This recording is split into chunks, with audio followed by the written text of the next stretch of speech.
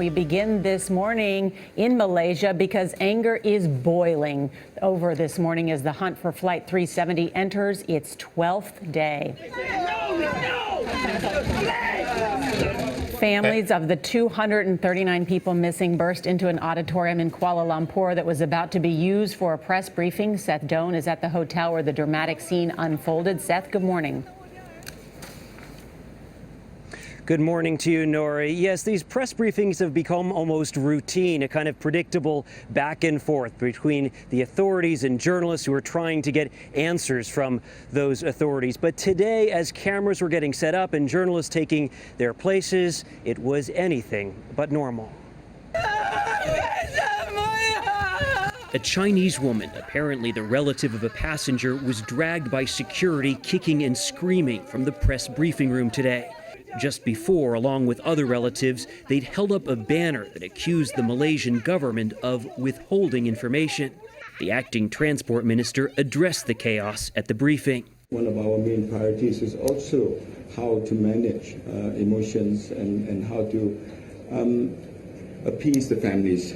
Earlier today, Thai military acknowledged that they'd possibly picked up Flight 370 on military radar, turning west, just 8 minutes after it lost contact with air traffic controllers. Sources tell CBS News there's evidence Flight 370's apparent turn west was programmed into its cockpit navigation systems after the flight took off.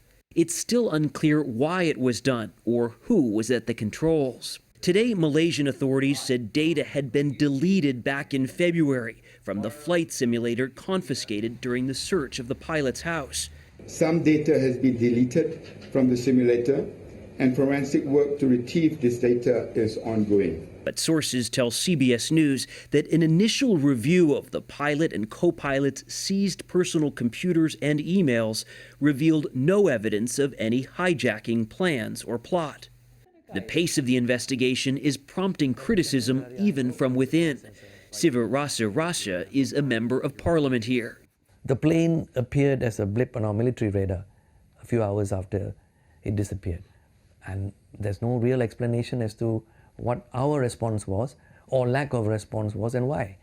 We're not getting any answers. As part of one of Malaysia's main opposition parties, he's criticized the government for not accepting help from the U.S. and others sooner. I think if that had happened, perhaps we might not have had the fiasco of wasting a week out in the South China Sea, looking, in a place where we shouldn't have been looking in the first place. You can certainly feel those tensions rising in Beijing. Of course, earlier in the week, some family members of passengers had threatened to go on a hunger strike. And then, of course, just earlier today, you saw that chaos unfolding just before the briefing. Some of that commotion continued while we were inside the briefing. And just as we left, you could still feel the heat in that hallway after all of that kicking and screaming. It certainly underlines that real need for answers from these families. Anthony, Nora. And a lot of the frustration, Seth Doane, thank you.